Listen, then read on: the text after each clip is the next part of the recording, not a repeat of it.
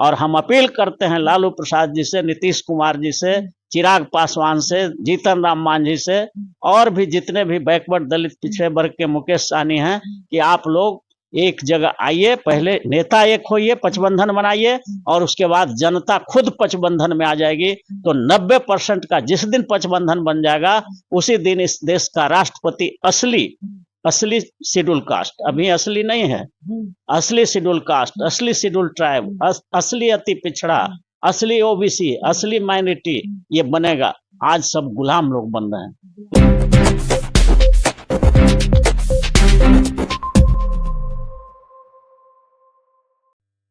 दोस्तों, हम आपको बता दें कि बिहार में विधानसभा का उपचुनाव हो रहा है, जिसमें देखा जा रहा है कि पब्लिक अपने मन से वोट डालने का प्रयास में जुटे हुए हैं।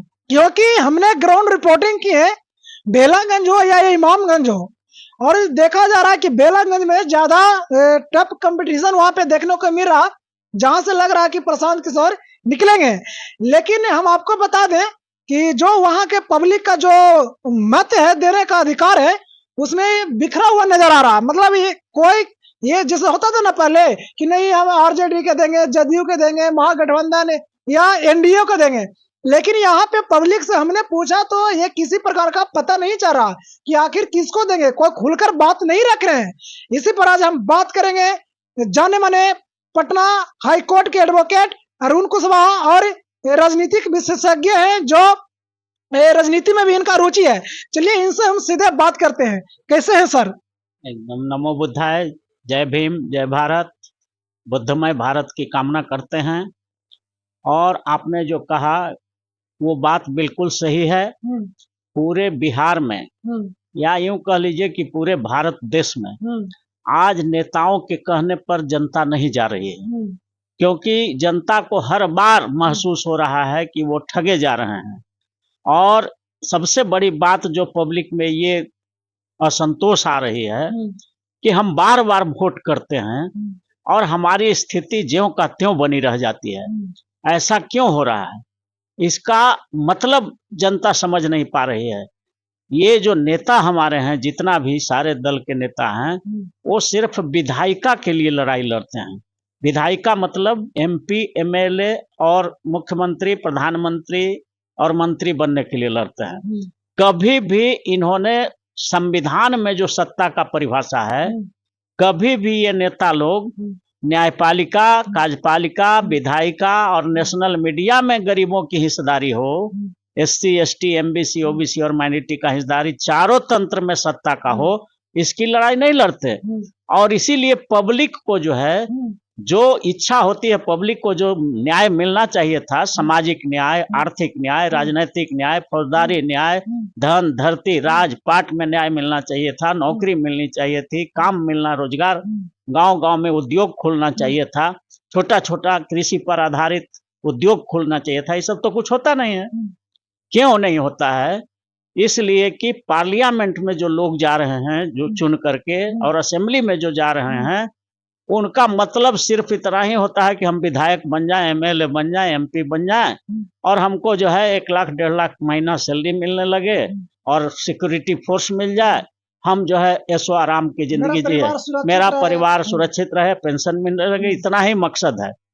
कोई भी नेता भारत में अभी तक ये लड़ाई नहीं लड़ा कि हर परिवार में कम से कम एक सदस्य को सरकारी नौकरी की गारंटी का कानून बने। पार्लियामेंट में कभी ऐसा उठा नहीं। अगर ये उठ जाता और ये एक कानून बन जाता भारत में कि हर परिवार के किसी भी कम से कम एक सदस्य को सरकारी नौकरी की गारंटी होगी, चाहे वो हरिया डोम का परिवार हो या राजा मान सिंह का परिवार का हो, हर परिवार में अगर एक नौकरी की गारंटी हो जाए तो इस देश से एक ही बार में, एक ही कानून से बीपीएल सूची समाप्त हो जाएगा।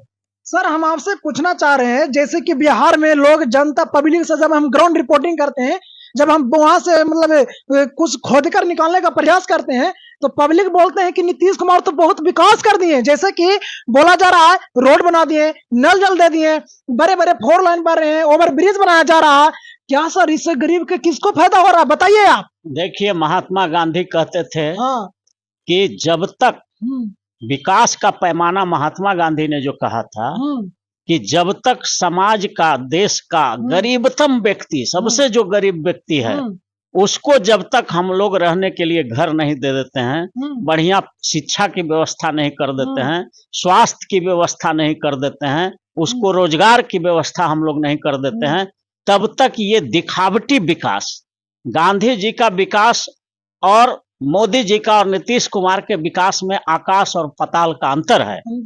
गांधी जी का विकास था कि विकास नापने का स्केल होना चाहिए, पैमाना होना चाहिए कि हमारे देश का सबसे गरीब आदमी कितना खुशहाल हुआ, बिल्कुल, क्या उसको स्कूल मिला, क्या उसको खाने का, रोजगार की व्यवस्था हुआ, क्या उसको रहने के लिए मकान मिला, उसकी शिक्षा की व्यवस्था हुई। अगर ये चारों कम से कम जो बेसिक बुनियादी चीज है अगर हर परिवार को मिल जाता भारत में, तो विकास का एक सीढ़ी इसको माना जाता, गांधी जी के अनुसार। अंबेडकर साहब के अनुसार, अंबेडकर साहब भी यही कहते थे कि हमारे जो अछूत लोग हैं वो आज भी गुलाम हैं, जो सामंतवादी लोग हैं, पूंजीवादी लोग हैं भारत के, उसके गुलाम हैं हमारे लोग, तो उनको तो आजादी मिली नहीं, ये तो जो है पूंजीवादियों को आजादी मिली है। तो आज विकास का पैमाना बदल दिया गया।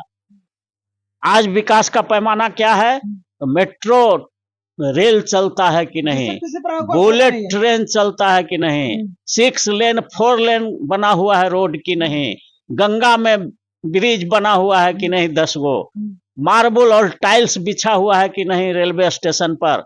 और आप देख रहे हैं कि किस तरह से जानवर से भी बदतर तरीके से लैट्रिन के रूम में बैठ करके हमारा गरीब भाई सब कमाने के लिए बिहार छोड़ करके जा रहा है। ये जरा सा भी शर्माता है बिहार के इन नेताओं को कि अगर हम यहीं रोजगार दे देते, कृषि पर आधारित उद्योग बैठा देते, अगर टमाटर जहां बनता है टोमेटो सॉस बनाने का प्लांट बैठा देते, जहां आलू होता है पोटैटो चिप्स बनाने का पैकेजिंग का प्लांट बैठा देते, जहां मिर्चा होता है चिली सॉस बनाने का बैठा देते, जहां ईख की खेती होती है हम टॉफी बनाने का प्लांट गांव-गांव में बैठा देते, जहां पर जौ होता है तो बार्ली बनाने का हम बना देते, गेहूं होता है तो बिस्किट बनाने का गांव-गांव में प्लांट बना देते, और वो सारे प्रोडक्ट को अगर खरीद के हम इंटरनेशनल मार्केट में बेच देते, तो आज हमारे गरीबों को यहाँ से कहीं जाने की जरूरत नहीं था।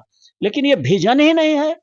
ये सब नेता न तो अपना विकास करता है, अपना ही सिर्फ विकास, ये नेता सब अपना ही विकास करता है, जनता की विकास को इसको कोई मतलब ही नहीं है, और सिर्फ विधायिका के लिए लड़ता है। इसलिए हम अपील करना चाहते हैं बिहार की और भारत की जनता से कि आप इस गठबंधन के चक्कर में नहीं रहो, चाहे वो एनडीए गठबंधन हो चाहे इंडिया गठबंधन हो, ये सिर्फ विधायिका की लड़ाई लड़ते हैं।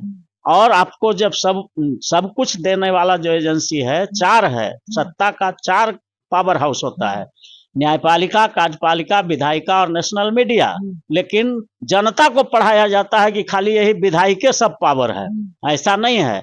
इसलिए जब तक सत्ता के चारों अंगों में, मतलब विधायिका, कार्यपालिका, न्यायपालिका और नेशनल मीडिया में गरीब का बेटा 90% जो आबादी है गरीबों की, जब तक 90% मीडिया में नहीं जाएगा, न्यायपालिका में नहीं जाएगा, कार्यपालिका में नहीं जाएगा और विधायिका में गरीब का बेटा नहीं जाएगा, तब तक गरीब के लिए न तो पार्लियामेंट और असेंबली से कानून बनेगा, और न सुप्रीम कोर्ट, हाई कोर्ट गरीब के पक्ष में फैसला करेगा, और न ही मीडिया गरीब के पक्ष में कोई न्यूज लिखेगा, और न ही इस देश का नौकरशाह जितना भी नौकरी कार्यपालिका है वो आपके लिए जमीन पर कोई काम करेगा। इसीलिए आजादी के 78 बरस बाद भी हमारे गरीब समाज के लोग और गरीब होते जा रहे हैं और अमीर होते जा रहा है, क्योंकि सत्ता है ही नहीं। सिर्फ विधायिका में हमारे लोग आ रहे हैं, न्यायपालिका, कार्यपालिका और नेशनल मीडिया में कहाँ हमारा गरीब का आदमी है। तो उसके लिए न तो कानून बनता है, न उसके लिए सुप्रीम कोर्ट, हाई कोर्ट से फैसला आता है गरीबों के पक्ष में, और न यहाँ के नौकरी करने वाले नौकरशाह लोग उनको तरजीह देते हैं, और न यहाँ के नेशनल मीडिया गरीबों की आवाज उठाती है। इसीलिए दुर्दशा है। इसलिए हम अपील करते हैं जनता से, जो गरीब जनता है, जो गरीब है उसका तो परिभाषा संविधान में है कि शेड्यूल कास्ट, शेड्यूल ट्राइब, अत्यंत पिछड़ा वर्ग, ओबीसी और माइनॉरिटी, यही 5 वर्ग गरीब है। और तब इन 5 गरीब वर्गों को पचबंधन बनाना चाहिए। और हम तो मांग करते हैं लालू प्रसाद जी से, नीतीश कुमार जी से, चिराग पासवान से और जीतन राम मांझी से और मुकेश सहनी वगैरह जो भी SC ST MBC OBC और माइनॉरिटी समाज के नेता हैं, उन लोगों से हम मांग करना चाहते हैं कि आप पचबंधन बनाइए। पचबंधन मतलब शेड्यूल कास्ट, शेड्यूल ट्राइब, अति पिछड़ा, OBC और माइनॉरिटी, यही 5 वर्ग गरीब है। इस सर्वे करके ये सब जो रिपोर्ट हुआ, मंडल कमीशन रिपोर्ट, काका कालेलकर रिपोर्ट, मुंगेरी लाल रिपोर्ट, सर्वे करके बनाया हुआ है कि SC ST MBC OBC और माइनॉरिटी गरीब लोग हैं। तो इन 5 को आप एक साथ लाइए और पहले आप लोग एक साथ होइए। नीतीश जी, लालू जी, चिराग जी, जीतन राम मांझी जी और मुकेश सहनी, ये 5 आदमी अगर एक हो जाए और तो ये 5 समाज एक हो जाएगा, तब यहाँ गरीब का सत्ता बनेगा विधायक का। और तब आप गरीबों की लड़ाई के लिए आप नेशनल मीडिया में भी मांग कर सकते हैं। आप जब मजबूत होइएगा पचबंधन बना करके, तब इस देश में गरीबों की लड़ाई होगी। और नहीं तो सिर्फ खाली विधायिका का लड़ाई अगर आप लड़ेंगे तो आपस में आप लोग सब जो है, जो SC ST MBC OBC के नेता हैं, आपस में लड़ करके लहूलुहान हो जाएंगे और सारा मजा जो है पूंजीवादी लोग, जो यहाँ के अमीर लोग हैं, वो ले जाते रहेंगे और यहाँ के गरीबों का कभी विकास नहीं हो पाएगा। सर, हम आपको थोड़ा सा यहाँ पे रोकना चाहेंगे और एक मेरा ये सवाल अंतिम रहेगा। जैसे कि आपने बोले कि जैसे कि क्या बोलता है, जहाँ पे मीडिया हुआ या जो 5 को आप बोले, जब सरकार की वोट लेने की बात रहती है तो वहां पे उनके ऑफिस में जैसे कि गांधी जी के विचार पर नहीं चल रहे हैं, आपका कहना ये है, अंबेडकर जी के विचार पर नहीं चल रहे हैं ना, जो पहले वो अलग चलते थे, लेकिन उनके फोटो ऑफिस में लगाया जाता है और ऑफिस में दिखाया जाता है। और जब वोट लेने का रहता है ना, तो जो SC ST OBC के बीच में जाते हैं तो वो बोलते हैं कि हम गांधीवादी हैं, हम अम्बेडकरवादी हैं, हम अम्बेडकर के विचार को लेकर चलते हैं। तो अम्बेडकर के विचार कहाँ चल रहा है सर? आपके अनुसार तो अम्बेडकर जी का विचार फेल है। बिल्कुल आप सही कह रहे हैं। ये लोग न तो अम्बेडकरवादी हैं, न गांधीवादी हैं, न लोहियावादी हैं। ये लोग कौन वादी हैं से सुन लीजिए। ये लोग अंबानीवादी हैं। अच्छा, अंबानी। ये लोग मेहुल चौकसीवादी हैं। ये लोग विजय माल्यावादी हैं।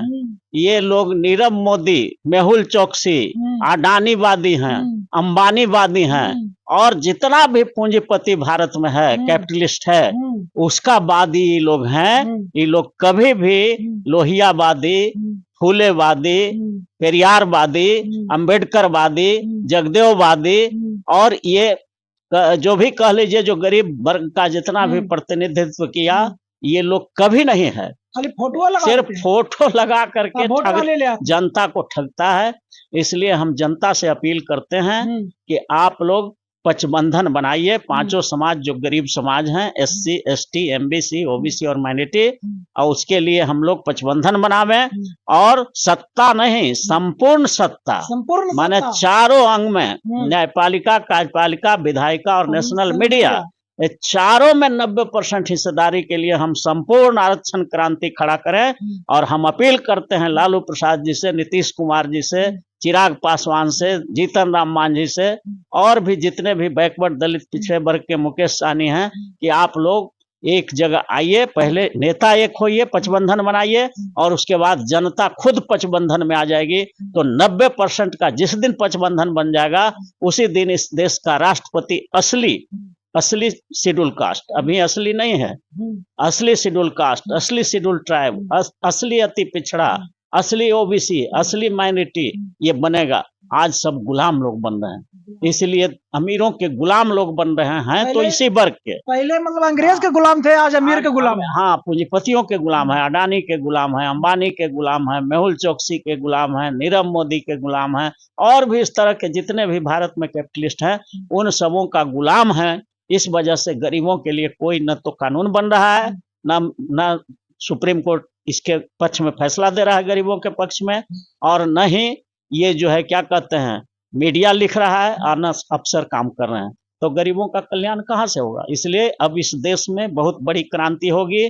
हम आगाह कर रहे हैं इन नेताओं से, जो SC ST MBC OBC minority समाज के नेता हैं, खास करके बिहार में नीतीश कुमार हैं, लालू जी हैं, चिराग पासवान हैं, तेजस्वी हैं, मुकेश सहनी हैं, जीतन राम मांझी हैं। ये 5-6 नेता एक साथ आवे तो देखिए 5 समाज का लोग एक साथ हो जाएगा और ये जो 243 सीट है उसमें से 243 आप जीतेंगे, ये स्थिति बन जाएगी। लेकिन आप क्यों आपस में लड़ रहे हैं हमको समझ में नहीं आ रहा। लड़ नहीं लड़ाया जा रहा। हाँ, आपको लड़ाया जा रहा है, पूंजीपति पूंजीवादी ताकतों द्वारा आपको लड़ाया जा रहा है। तो आप इतना समझदार भी नहीं हैं कि हम 90% हम अपने भाई में सबसे गला मिल लें और पचबंधन बना लें। और जिस दिन पचबंधन मतलब SC ST MBC OBC और माइनॉरिटी समाज की जनता के साथ बंधन बना लें, तो जिस दिन ये पांचों समाज एक हो जाएगा, उसी दिन इस देश की न्यायपालिका, इस देश की कार्यपालिका, इस देश का नेशनल मीडिया, इस देश का विधायिका गरीबों के कब्जा में होगा। तब जाके गरीबों के लिए पार्लियामेंट में और असेंबली में कानून बनेगा। वही कानून सही ठहराया जाएगा सुप्रीम कोर्ट हाई कोर्ट के द्वारा, और वही कानून को नेशनल मीडिया हाईलाइट करेगा कि बहुत बढ़िया कानून बना है, और उसी कानून को SP DM collector chief secretary जितने भी नौकरशाह हैं उसको जमीन पर लागू भी करेंगे। तब गरीबों का इस देश में कल्याण होगा। इसलिए ये काम इन लोग को करना चाहिए। तो दोस्तों, आपने देखा कि पटना के जाने माने एडवोकेट अरुण कुशवाहा जी का कहना है कि जो बिहार में जो निचले जाति के जो नेता हैं, जैसे कि हम लोग नीतीश कुमार के जानते हैं, लालू प्रसाद यादव भी हो गए हैं, जीताराम मांझी हो गए हैं, चिराग पासवान हो गए हैं और मुकेश सहनी, इनका कहना है कि ये जब पांचों नेता एकजुट हो जाएंगे तो 90% जब एक साथ रहेंगे तो 10% क्या बिगाड़ेगा। और 10% अभी राज कर रहे हैं, समझे। जैसे नीतीश कुमार को बोला जाता है कि बिहार में विकास किए, आप ही सब सवाल करते हैं, आप कमेंट बॉक्स में बताइएगा, जो बिहार में नीतीश कुमार विकास कराए हैं उससे आपका कितना बेनिफिट है, आप बताइए। 4 लाइन बना, उस पर हम लोग का गाड़ी नहीं चलेगा, कुल्ले राजा का चलेगा। या गंगा जी का ऊपर ये जो पोल बनाया जा रहा, ओवर ब्रिज बनाया जा रहा, उसमें भी हम लोग का कोई फायदा नहीं है, कुछ फायदा नहीं है। सिर्फ इसमें क्या बोलता है, जनता को गुमराह किया जा रहा है और अमीर लोग कब्जा किए हुए हैं। एडवोकेट अरुण कुशवाहा जी का कहना है। बाकी आप लोग इस वीडियो का देखकर क्या समझते हैं कमेंट बॉक्स में जरूर बताएं, और इस वीडियो के जितना है उतना शेयर करें। बाकी आपको वीडियो अच्छा लगा तो लाइक करें, सब्सक्राइब करें। थैंक यू, धन्यवाद।